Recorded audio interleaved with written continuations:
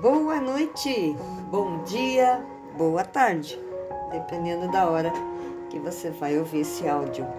Eu sou Olivia Antônio e estou lendo o livro A Biologia da Crença, de Bruce Lipton, O Poder da Consciência sobre a Matéria e os Milagres. Eu faço essa leitura de livros, fazia já no Telegram, o link vai estar na descrição do vídeo, e agora também estou colocando neste canal do YouTube. Então, sejam muito bem-vindas, bem-vindas. Espero que vocês gostem dessa leitura. E eu estava pensando também, vocês podem sugerir a leitura do próximo livro. Qual livro vocês gostariam que eu lesse para vocês? Eu comecei a fazer essas leituras porque eu gosto de ouvir os livros. Eu tinha esse hábito há alguns anos atrás, quando eu dava aula prática, eu estava sempre no carro, então para aproveitar o tempo eu colocava no pendrive os audiobooks e ouvia, não é? E depois também conheci a Débora Espadoto dos Livros Mágicos, que ela fazia leitura pelo WhatsApp. Então é uma tradição, não é? Muita gente está fazendo isso. E é uma forma também de eu ler vários livros. Eu já li o ano passado, eu li vários livros que estão lá no Telegram. Vocês podem acessar e ouvir os outros livros que já estão lá. Então é uma mão dupla, não é? Eu leio para vocês e ao mesmo tempo leio para mim também, tá bom? Então vamos lá para a leitura de hoje.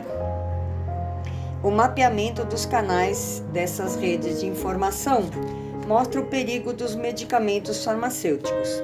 Por isso, suas bulas apresentam uma grande lista de efeitos colaterais, que vão de uma simples irritação até a morte. Quando essas drogas, e é o que elas são, não é? Drogas, são introduzidas no organismo para corrigir a disfunção de uma proteína, acabam interagindo com muitas delas. Para tornar tudo ainda mais complicado, os sistemas biológicos têm funções múltiplas.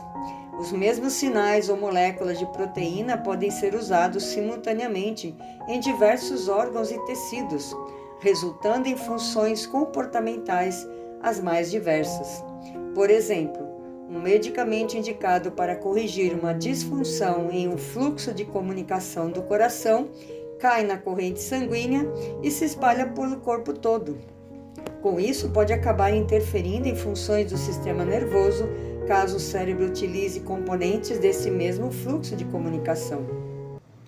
Mas, se por outro lado, essa multiplicidade de tarefas torna mais complicada a ação dos medicamentos, por outro, ela é o resultado da evolução. Os organismos multicelulares podem sobreviver com muito menos genes do que os cientistas imaginavam, pois os mesmos produtos genéticos, entre aspas, proteínas, são utilizados em diferentes funções.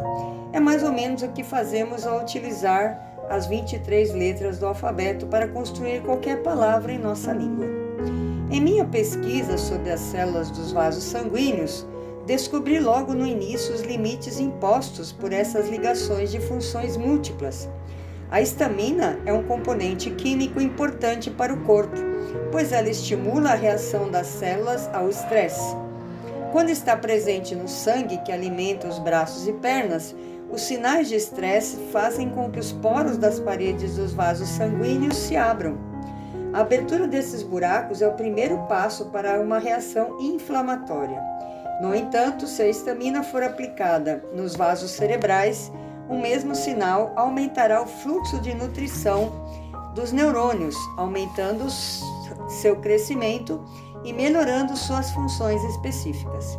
Em momentos de estresse, o aumento de nutrição sinalizado pela histamina permite ao cérebro aumentar sua atividade e lidar melhor com a situação de emergência. Esse é um exemplo de como o sinal de histamina pode resultar em efeitos opostos, dependendo do local onde o sinal é liberado. Uma das características mais engenhosas do sofisticado sistema de sinalização do corpo é seu nível de especificidade.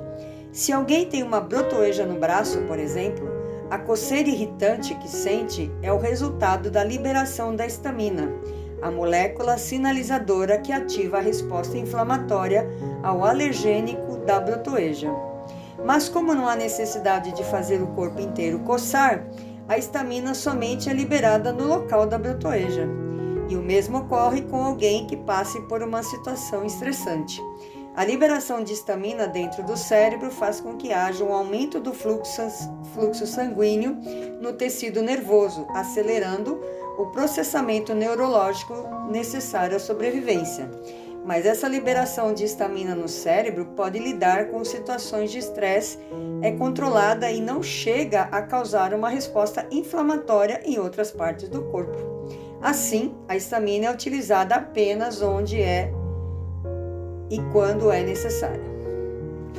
Mas a maioria dos medicamentos industrializados não tem essas características. Quando alguém toma um antihistamínico para curar uma inflamação ou alergia, a droga se espalha pelo organismo inteiro, afetando todos os receptores de histamina indiscriminadamente. Claro, reduz a resposta inflamatória dos vasos sanguíneos, reduzindo os sintomas de alergia. Quando, porém, chega ao cérebro, acaba alterando a circulação neural, o que causa reação sobre as funções nervosas. Por isso, pessoas que usam antihistamínicos sentem alívio dos sintomas e também muita sonolência. Um exemplo recente das trágicas reações adversas da terapia com medicamentos farmacêuticos é o efeito colateral da terapia de reposição hormonal com elementos sintéticos, que pode causar a morte.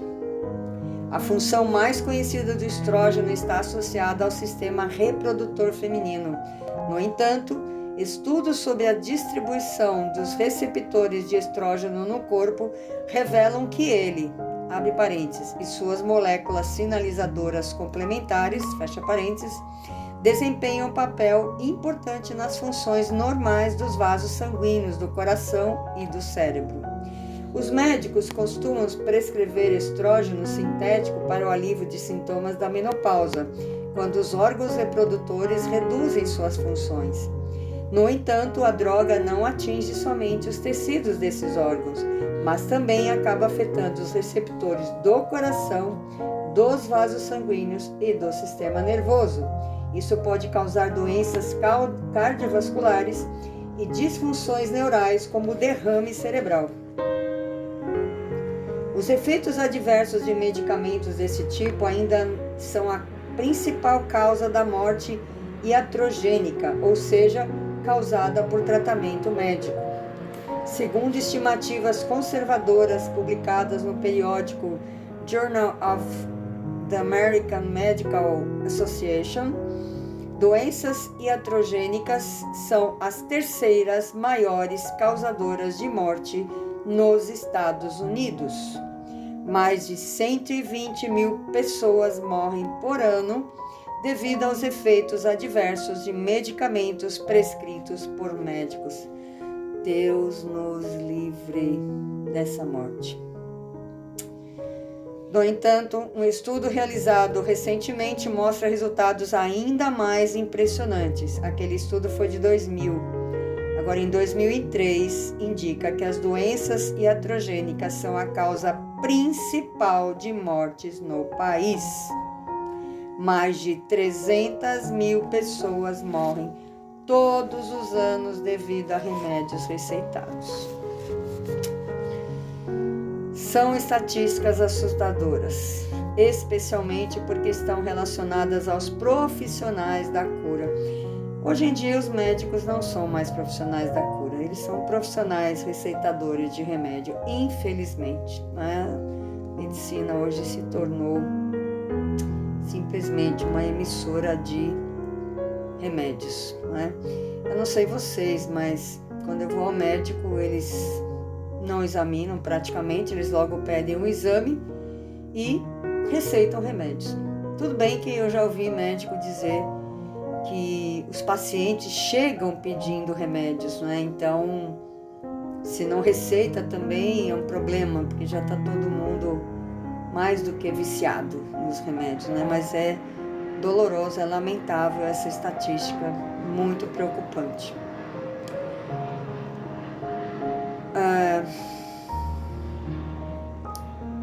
Os mesmos que condenam e rejeitam incisivamente os 3.000 anos de cura eficaz da medicina oriental, qualificando-a como não científica, como se ser científica fosse a resposta para tudo, né? No entanto, a medicina oriental se baseia em um profundo conhecimento dos princípios que regem o universo. Durante centenas de anos, muito antes dos cientistas ocidentais descobrirem as leis da física quântica, os asiáticos já consideravam a energia como fator principal para a saúde e o bem-estar. Segundo a medicina oriental, o corpo é uma complexa estrutura de fluxo de energia chamados meridianos. Nos gráficos fisiológicos chineses, essas redes energéticas se assemelham a diagramas eletrônicos. Utilizando instrumentos como as agulhas de acupuntura, os médicos chineses testam os circuitos de energia de seus pacientes exatamente da mesma maneira que os engenheiros eletrônicos consertam, entre aspas, uma placa de circuitos, identificando as patologias, entre aspas, elétricas. Médicos, os bodes expiatórios da indústria farmacêutica. Por mais que eu admire a sabedoria milenar da medicina oriental, porém, não posso condenar os médicos ocidentais que prescrevem em grandes quantidades medicamentos que vão contra seus próprios objetivos de curar. Esses profissionais são regidos pelos princípios intelectuais de sua profissão e pelas corporações que os controlam. A palavra é essa, controlam. Funcionam como mediadores entre a indústria farmacêutica e seus pacientes. Oficialmente mediadores, né? Inclusive respeitados, inclusive considerados, não é?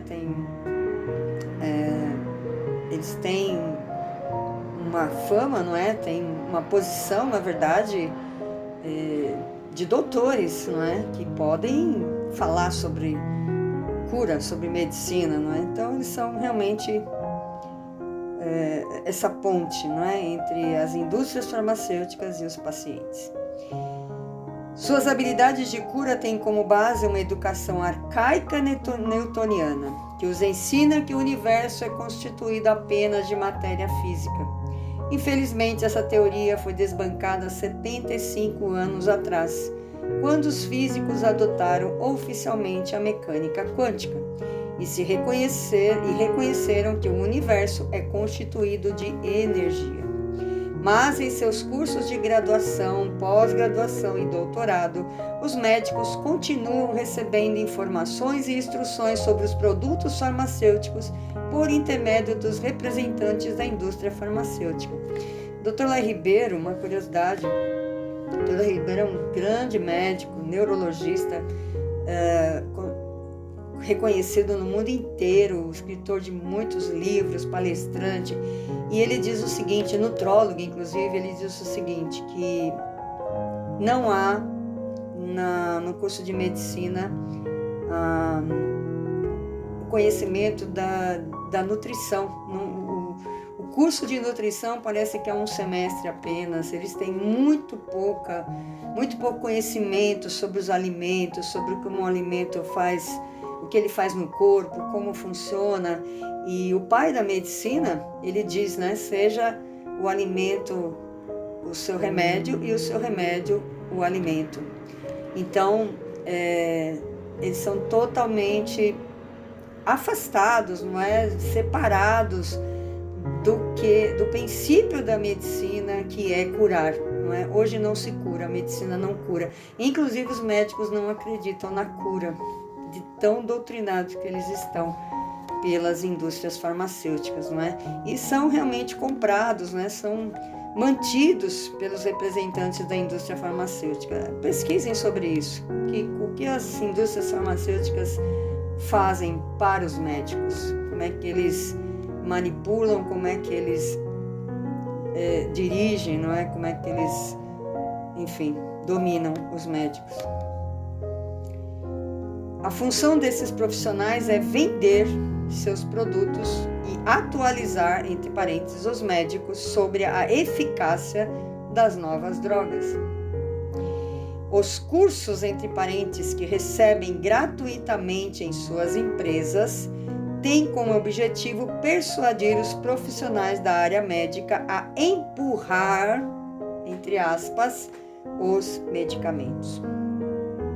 É evidente que as quantidades desses produtos prescritos pelos médicos violam o juramento feito por eles mesmos de jamais prejudicar um paciente. É o que se faz, né, por essa pesquisa aí, o que mais se faz, né, matando 300 mil pessoas só nos Estados Unidos por ano.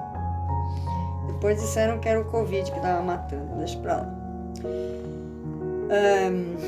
Fomos programados pelas corporações farmacêuticas a nos tornarmos uma nação de viciados em drogas prescritas, e o resultado são muitas vezes trágicos.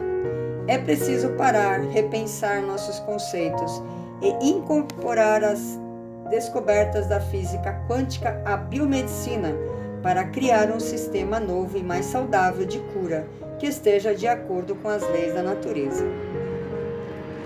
Física e medicina, quanto antes melhor. Alguns ramos da ciência já incorporaram a física quântica com excelentes resultados. Um dos primeiros sinais de que a humanidade estava despertando para a realidade do universo quântico ocorreu em 6 de agosto de 1945. A destruição causada pela bomba atômica em Hiroshima mostrou o poder da teoria quântica e abriu as portas da era atômica. Mas, pelo lado construtivo, a física quântica permitiu que se tornasse realidade alguns milagres eletrônicos que nos levaram à era da informação. As aplicações da mecânica quântica foram diretamente responsáveis pelo desenvolvimento dos televisores, dos computadores, da tomografia computadorizada, do laser, dos foguetes espaciais e do telefone celular. Mas o que a revolução quântica trouxe às ciências biomédicas em termos de avanços? Vamos listá-la em ordem de importância. Devo lembrar que é uma lista bem pequena.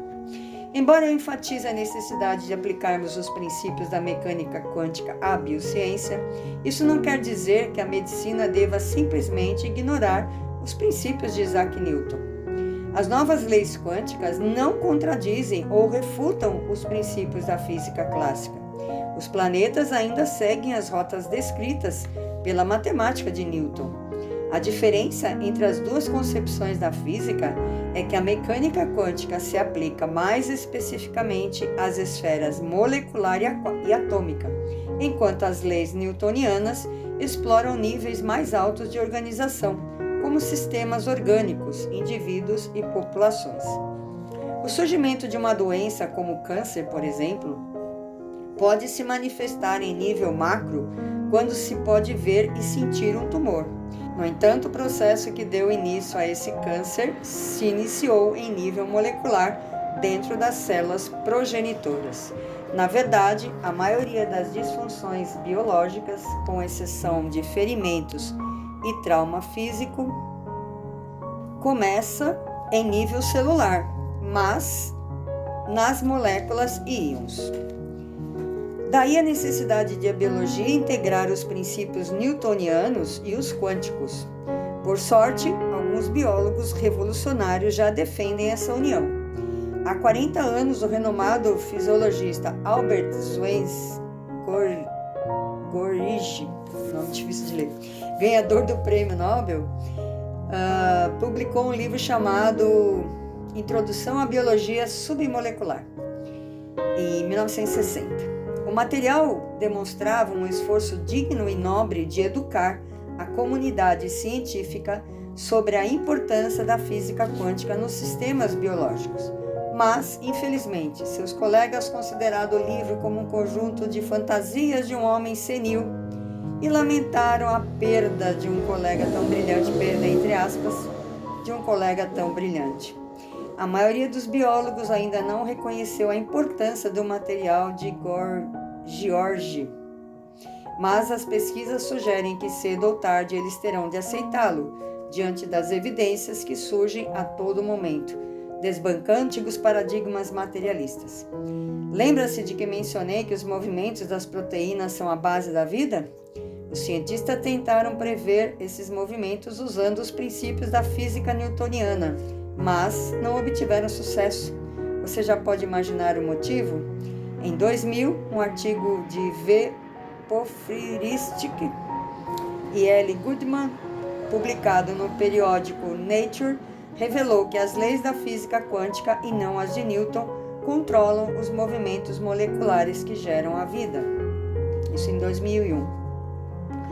Complementando esse estudo publicado no Nature, o biofísico F. Weinhold concluiu: quando os livros de química servirão para ajudar, ao invés de se colocarem somente como barreiras para a perspectiva da mecânica quântica sobre o funcionamento das moléculas?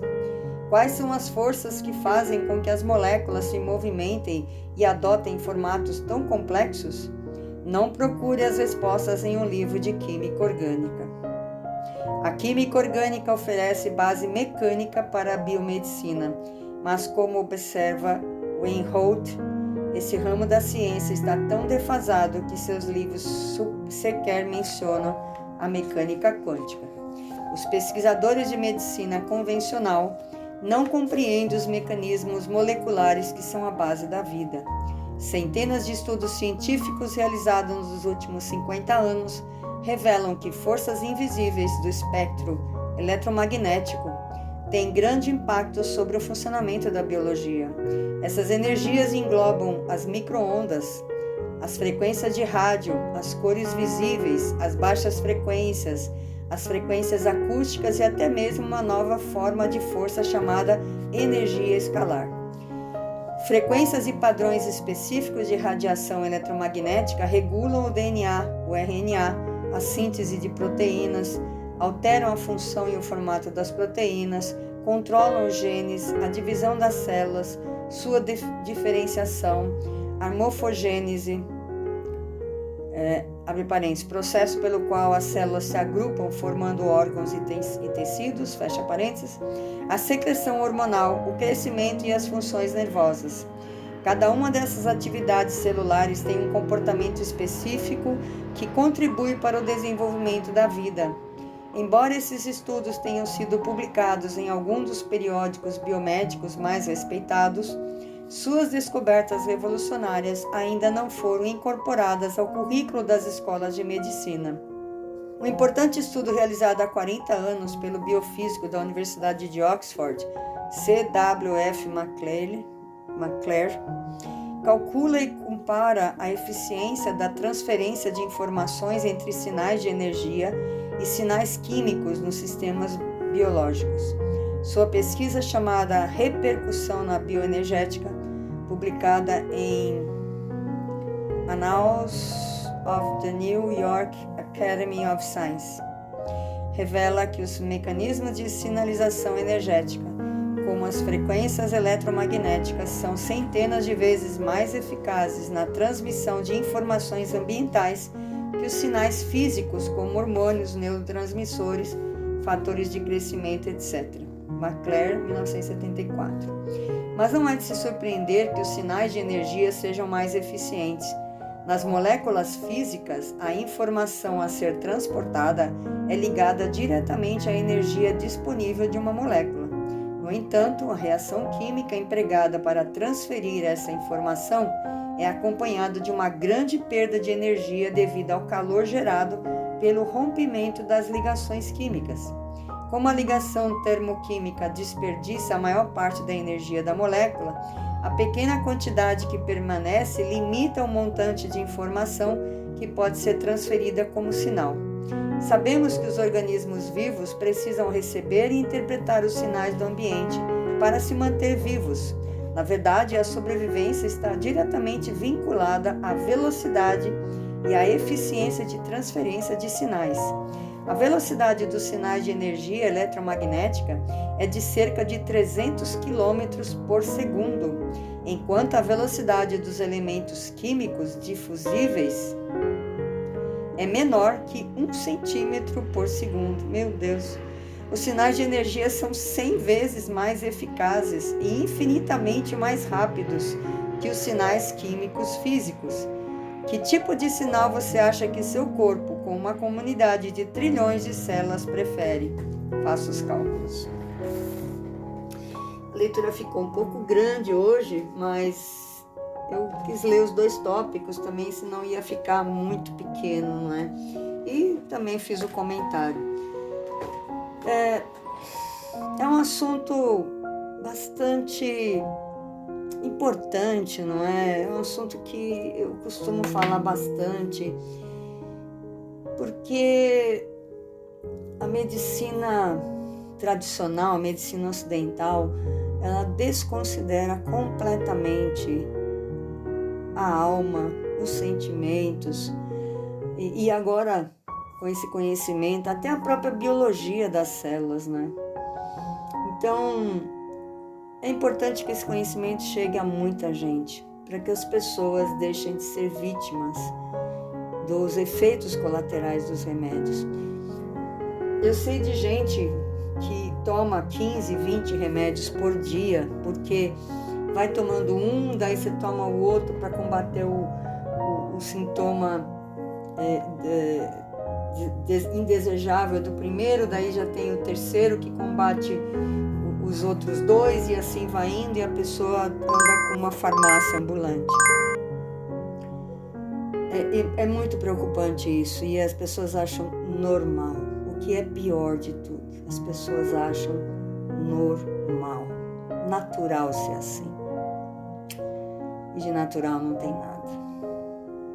Não quero terminar a semana de uma maneira triste, mas de uma maneira a estimular a consciência, a pesquisa, o estudo, para que a gente viva mais feliz, mais saudável nesta terra. E é isso aí, do meu coração para o seu coração. Eu desejo que os seus sonhos se realizem. Um excelente final de semana e até nosso próximo áudio. Tchau!